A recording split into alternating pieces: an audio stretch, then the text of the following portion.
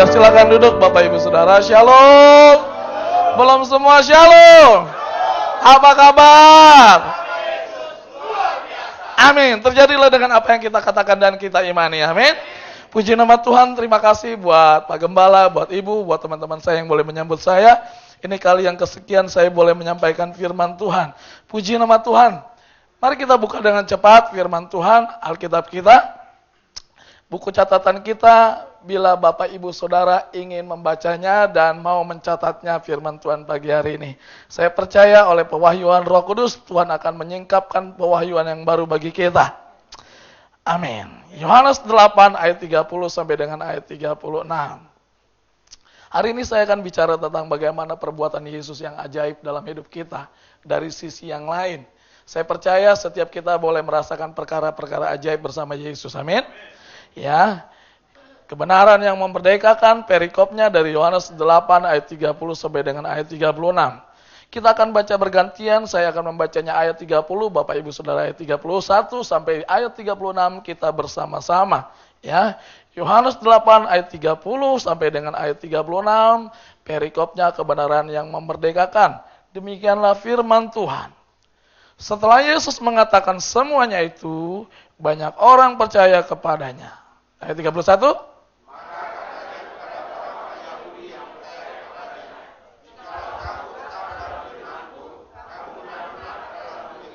Dan kamu akan mengetahui kebenaran. Dan kebenaran itu akan memerdekakan kamu.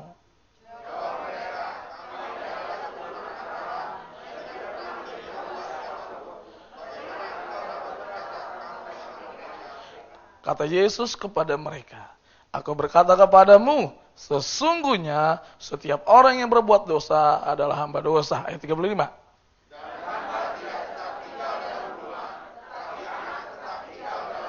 Ayat 36 sama-sama 3, 2, 1. Jadi apabila anak itu memerdekakan kamu, kamu pun benar-benar amin.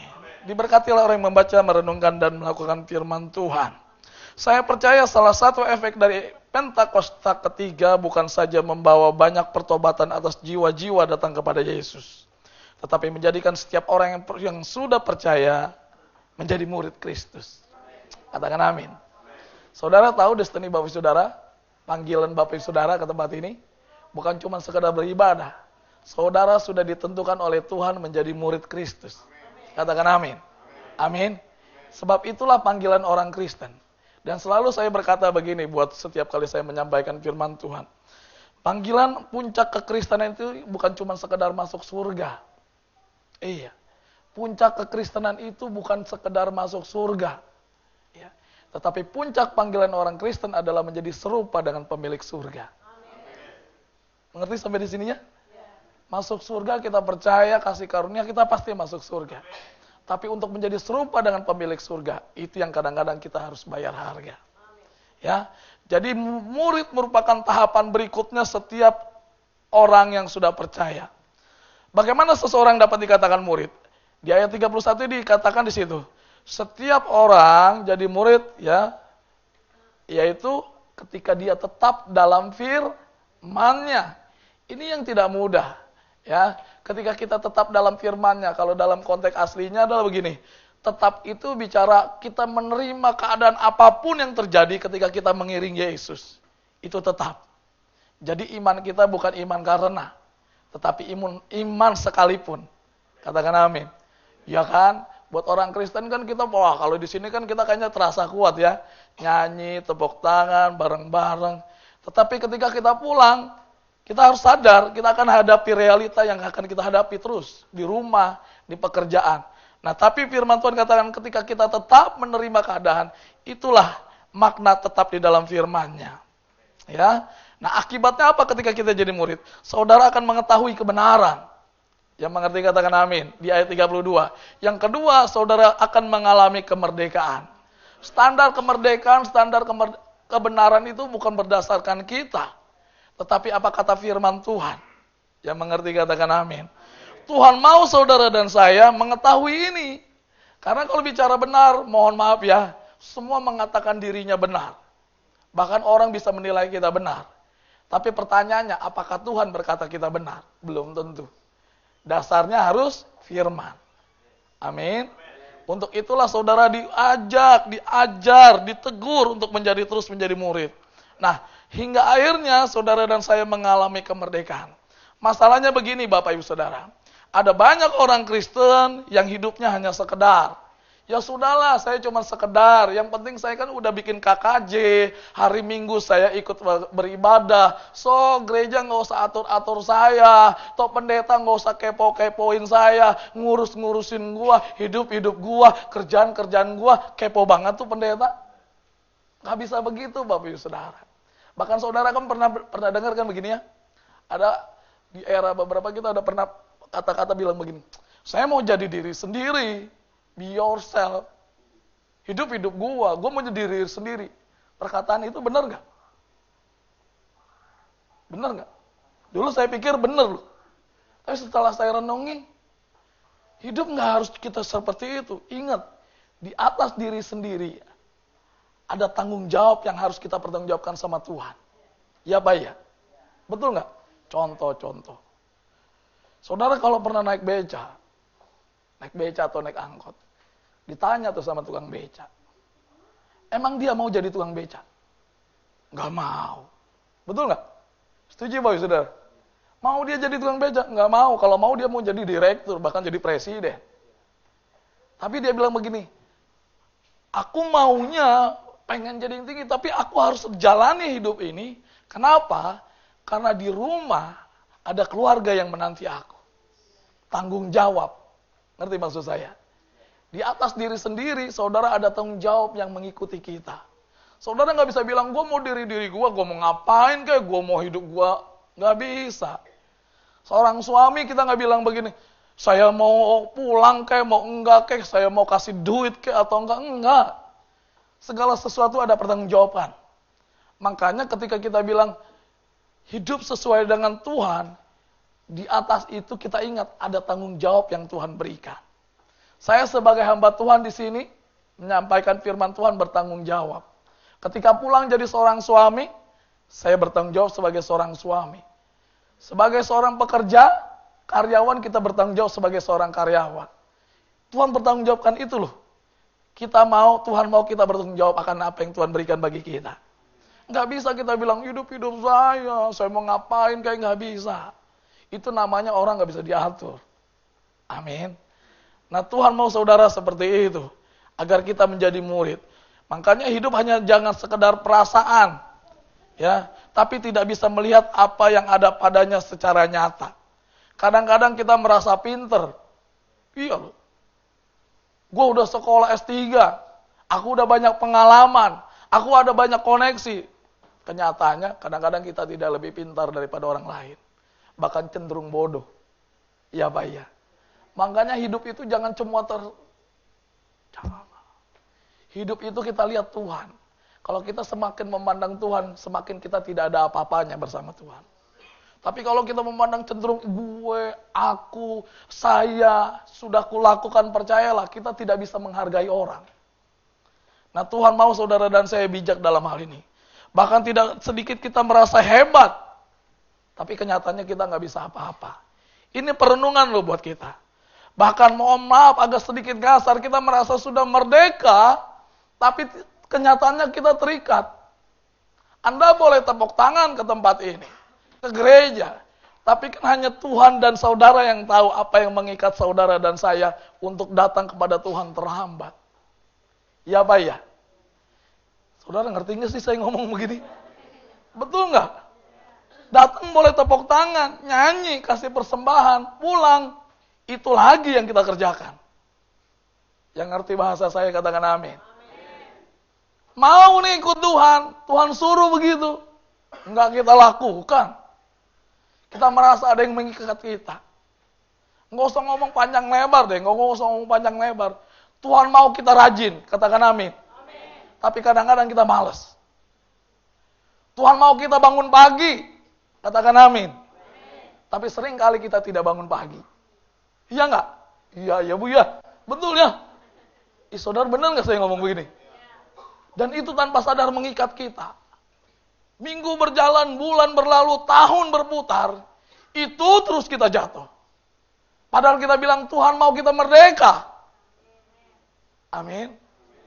Nah, dalam hal ini saudara dan saya mesti mengingat betapa sadarnya kita, tanpa Tuhan kita nggak bisa apa-apa. Amin. Setuju katakan amin. Betul, saya mau katakan Pak, Bu, hidup cuma tarikan napas. Jangan pernah merasa hebat. Ya Pak, iya. Emang saudara pikir yang ngomong begini juga merasa hebat? Dulu iya. Percayalah hidup cuma tarikan napas. Kepemilikan, pencapaian, apapun, nggak akan kita bawa. Makanya di gereja, di tempat ini, di rumah Tuhan diingatkan kembali. Semua dari Tuhan akan berbalik kepada Tuhan. Setuju katakan amin. Ingat loh, ingat loh, ingat loh.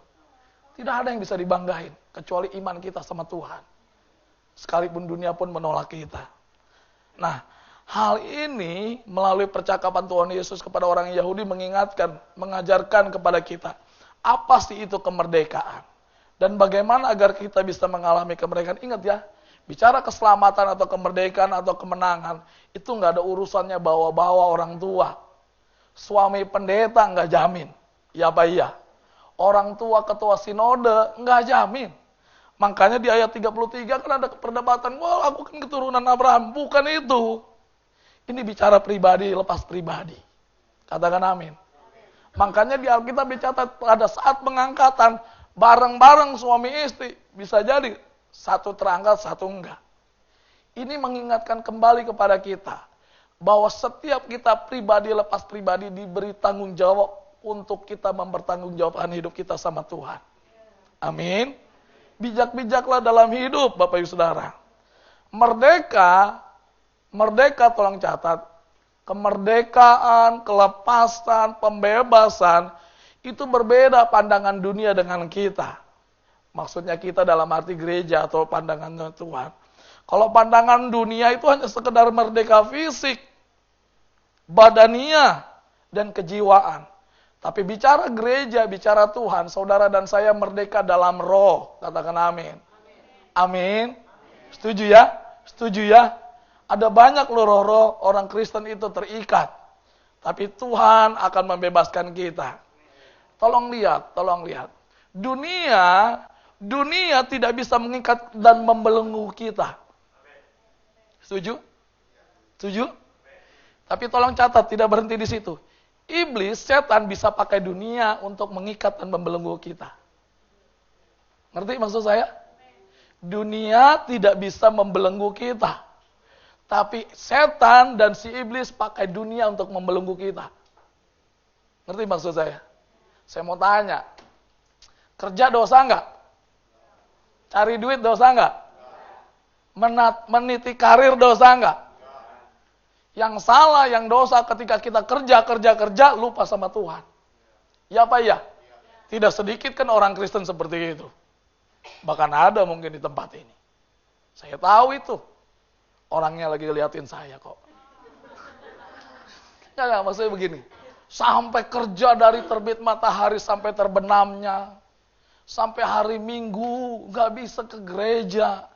Sampai anak gak ada waktu untuk jalan-jalan. Sampai orang tua nggak bisa ditengokin, baca firman enggak. Saya katakan kerja nggak salah, nggak dosa. Cari duit, meniti karir nggak dosa. Tapi kalau sampai itu fokus kita Tuhan sampai lupa, itu yang salah. Katakan amin. Makanya kalau dalam hal-hal kesembuhan, mukjizat orang sakit, apa sih yang disembuhkan? Selalu saya sampaikan begini, kalau ada orang kenapa ngalami sakit. Yang pertama, saya terangin begini, manusia itu terdiri dari 3 unsur. Yang pertama tubuh, jiwa, roh. Ya. Kalau roh sakit, ya kan gitu ya kan, dimulainya dari roh dulu. Udahlah nggak perlu ke gereja, lu masih muda, lu meniti karir dulu. Udahlah baca-baca firman Tuhan, itu mah urusan orang-orang yang udah tua yang mau mati aja. Roh sakit kan? Nggak ke gereja kan? Nggak muji menyembah Tuhan kan? Nggak baca firman Tuhan kan? Roh sakit. Setuju katakan amin. Setelah roh sakit, jiwa jadi sakit nggak? Sakit. Gampang marah, gampang gusar, nggak bisa move on, baper. Orang ngomong apa 20 tahun yang lalu diingat. Jiwa sakit. Setuju ya? Dimulai dari apa? Roh sakit. Lanjut apa? Jiwa sakit. Setelah jiwa sakit, tubuh bisa sakit nggak? Sakit. Makanya untuk menyembuhkan, memulihkan sederhana, rohnya dulu diperbaiki. Iya apa iya? Orang harus minta ampun dulu sama Tuhan, ajar dulu memuji, ajak dulu mengucap syukur, cari Tuhan baca firman. Terlalu sering saya ketemu sama orang mengalami sakit. Dokter tidak katakan sakit, fakta sakit. Sembuhnya sederhana, cuman dia sungguh-sungguh ikut Tuhan. Sembuh seketika. Saya harap saudara dan saya tidak harus mengalami ini dulu. Katakan amin. Kan kita nggak perlu terpuruk dulu ya kita datang sama Tuhan. Walaupun kadang-kadang Tuhan lebih tahu apa yang kita lakukan. Tuhan tahu karakter kita. Bahkan Tuhan bilang begini, bukan Tuhan sih. Kadang-kadang menurut survei begini. Kadang-kadang berkat tidak membawa kita lebih dekat sama Tuhan kok. Ya apa iya? Tapi ketika dihimpit angin, badai cobaan semua. Lalu kita datang sama Tuhan. Tuhan mau saudara dan saya mengalami berkat Tuhan. Makanya jangan salahkan Tuhan ketika berkat itu tidak mendatangi kita. Jangan salahkan Tuhan ketika si iblis menggoda dan mengocoh kita. Jangan-jangan kita nggak di zonanya Tuhan. Setuju katakan amin. Makanya di ayat 35 di situ dikatakan, ya kan? Perlindungan berkat damai sejahtera diibaratkan, dianalogikan seperti payung Tuhan yang terbentang bagi kita. Selama kita di bawah atap payungnya Tuhan, percayalah. Berkat damai sejahtera perlindungan menjadi bagian kita. Tapi ketika kita keluar dari tudung payungnya Tuhan, bukan salah Tuhan, ya, tapi salah kita terkadang. Yang mengerti katakan amin. Makanya tidak ada pilihan bagi setiap orang yang mengalami belenggu, ikatan, saudara dan saya harus datang kepada pribadi yang tepat. Siapa itu? Yesus. Pendeta banyak terbatas. Gembala banyak tidak tahunya. Dengar baik-baik, saya tidak anti dengan pendeta yang mengurapi dan mendoakan. Nah. Tapi buat saya lebih senang ketika saudara dan saya datang langsung sama Tuhan. Amin. Supaya apa juga buat kami hamba-hamba Tuhan tidak terjebak dengan praktek klinik dalam gereja.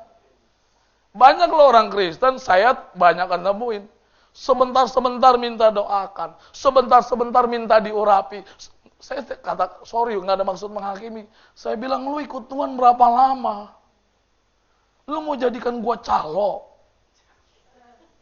Seolah-olah berkatmu terbuka ketika aku ngurapi engkau. Hello? Katakan amin. Saudara tahu saudara dan saya adalah anak Tuhan? Anak itu cuma datang sama Tuhan, Bapak. Udah. Pak Obed, anaknya umur berapa? Yang paling besar umur berapa? 11 kelas berapa?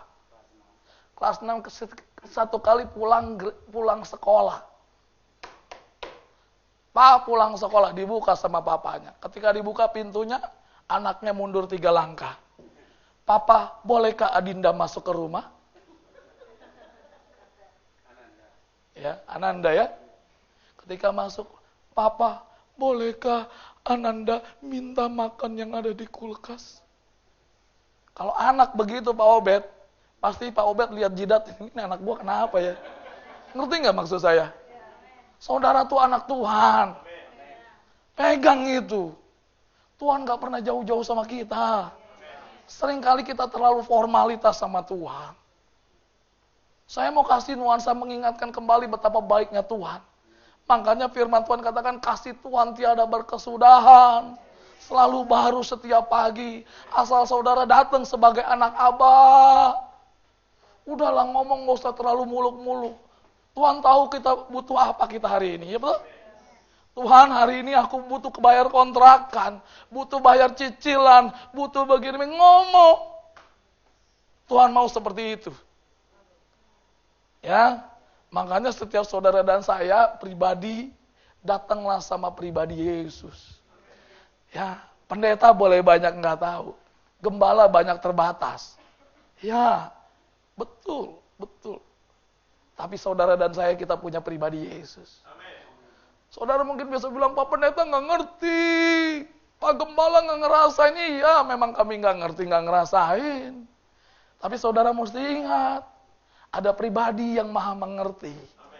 Ada pribadi yang maha dan sudah merasakan. Dan namanya itu Yesus. Makanya datangnya sama Yesus. Seringkali kita terlalu malu datang sama Yesus. Mungkin ada di antara Bapak Ibu Saudara hari-hari ini mengalami, aduh, kayaknya saya nggak layak sama datang sama Yesus. Dosaku terlalu berat, ke gereja canggung, itu gereja cuma hanya untuk orang baik, itu hanya untuk orang kudus, saya susah, saya miskin. Dengar baik-baik, itu intimidasi si iblis untuk engkau tidak datang sama Tuhan. Sebagai hamba Tuhan saya mau mengingatkan kembali, datanglah sama Tuhan. Seperti anak datang sama bapaknya berharap penuh. Kalau bapak di bumi ini aja tahu yang terbaik untuk anaknya, masa Allah Tuhan kita tidak berikan yang terbaik? Ya baik ya. Setuju? Lalu bagaimana kita mengalaminya? Ya. Saya teringat satu kisah, kita buka Yohanes 11. Ketika kita mau mengalami berkat, perlindungan, kebebasan, kemerdekaan, gimana caranya? Saudara nanti buka di Yohanes 1, Yohanes 11. Yohanes 11 ayat 1 sampai dengan ayat 44. Nggak usah kita baca bareng-bareng ya. Ini satu kejadian di mana keluarga yang dikasihi Tuhan, Maria, Marta, Lazarus, ini menjadi keluarga yang dekat sama Tuhan. Nah, ada satu kejadian di perikop ini, Lazarus mati. Saudara pernah baca kisah ini? Pernah baca? Bahkan sering dengar khotbah ya. Tapi saya akan mengingatkan kembali ada beberapa perkataan yang memang kalau kita baca perikop ini happy ending. Lazarus mati, Yesus datang terlambat, tapi ujung-ujungnya Lazarus dibangkitkan. Setuju ya? Nah, saya akan masih penitik beratan ada 3 perkataan di mana perkataan ini yang mendapatkan impresi kepada saya supaya saudara dan saya mengalami kemenangan dalam hidup. Ya. Perkataan pertama, ya. Saya tiba-tiba diingatkan ini. Yesus kan mengucapkan 3 perkataan. Ya, betul ya? Yang pertama tolong buka ayat 39. Ayat 39 berkata begini, bacakan ya. Ayat 39, 3, 2, 1. Kata Yesus, angkatlah batu itu.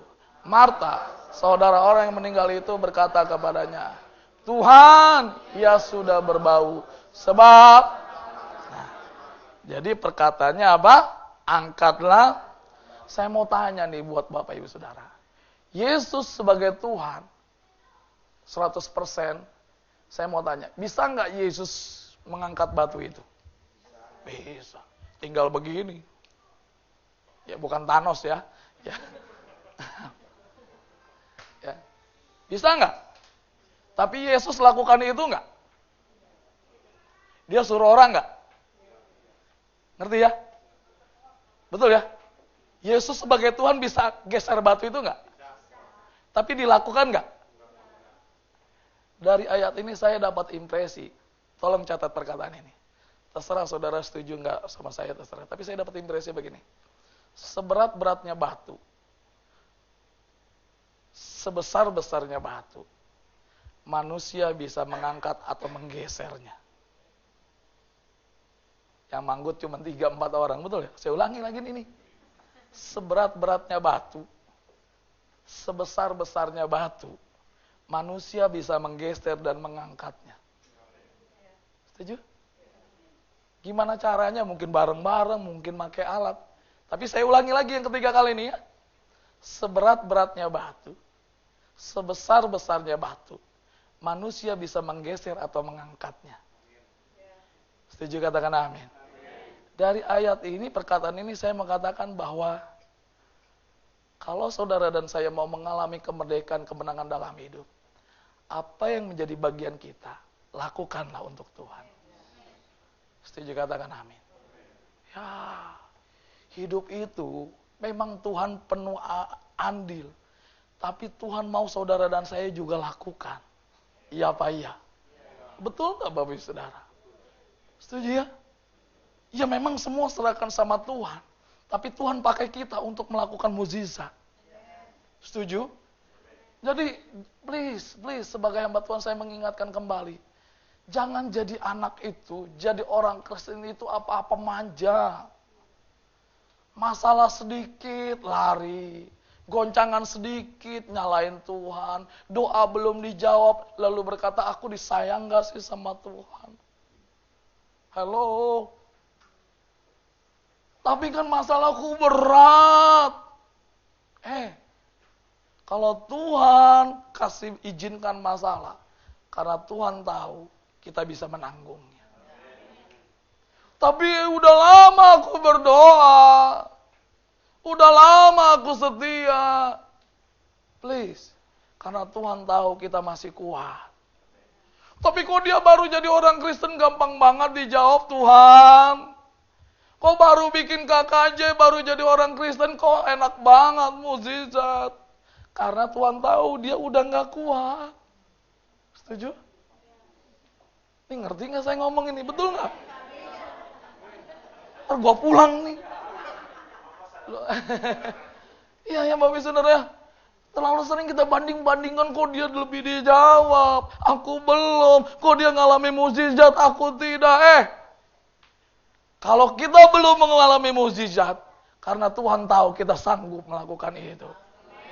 Supaya apa? Supaya otot dan iman saudara, rohani saudara itu kuat bersama Tuhan. Kita beri tepuk tangan yang meriah buat Tuhan kita.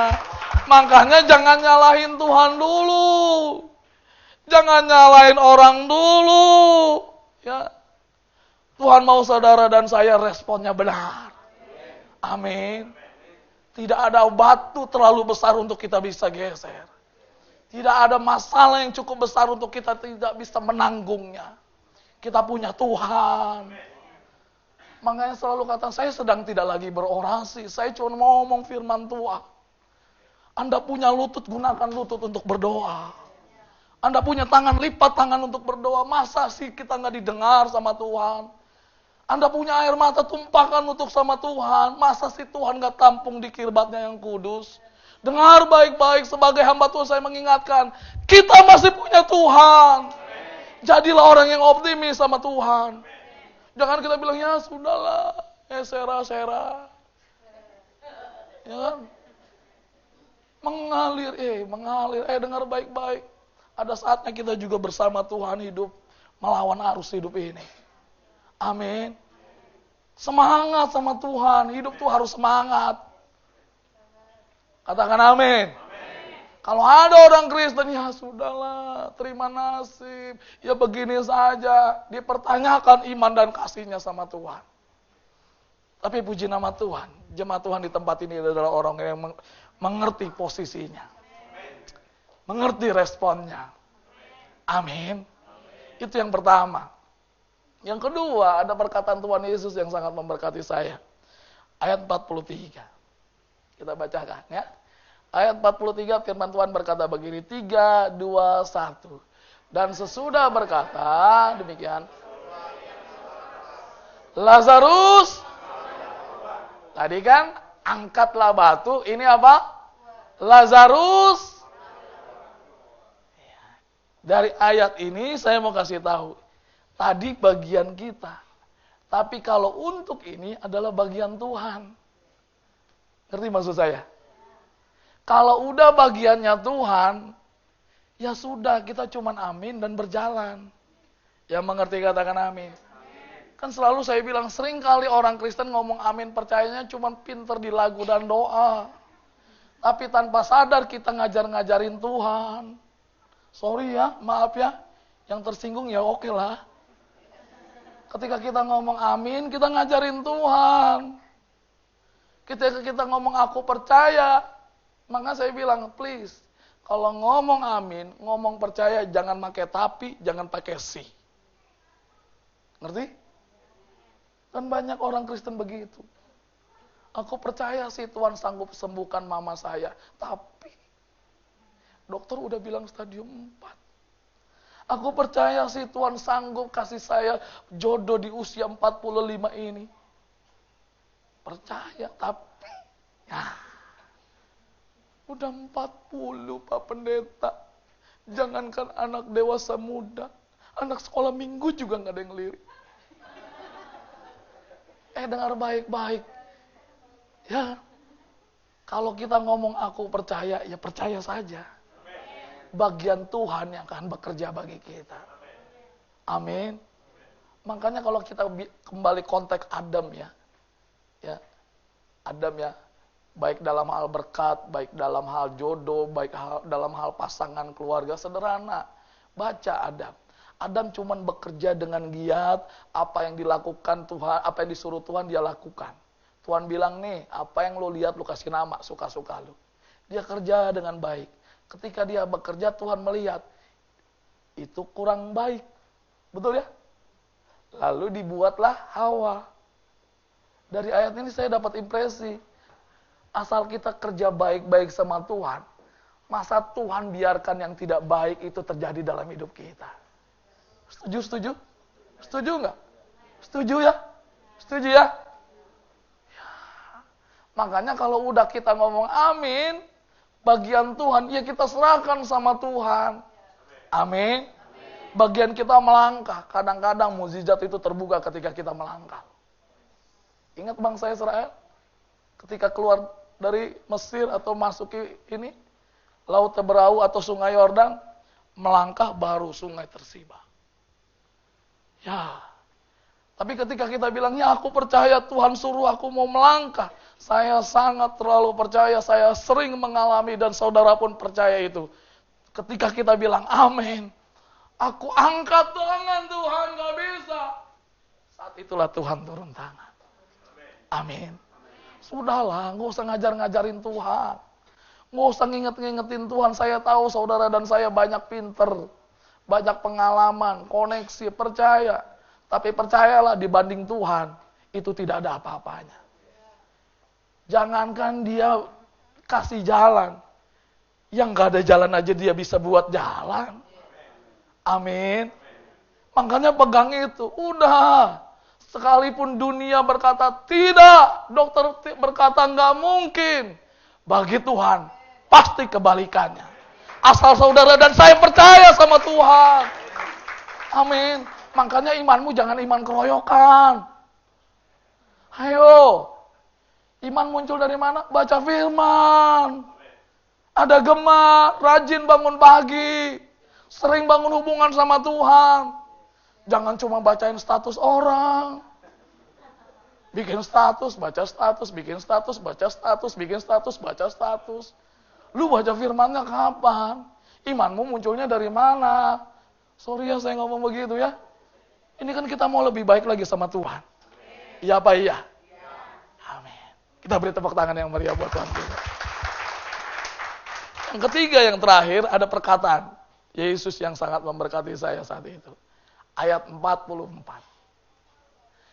Firman Tuhan di dalam Yohanes itu, ayat 44, ya. Kita baca ya sama-sama. 3, 2, 1.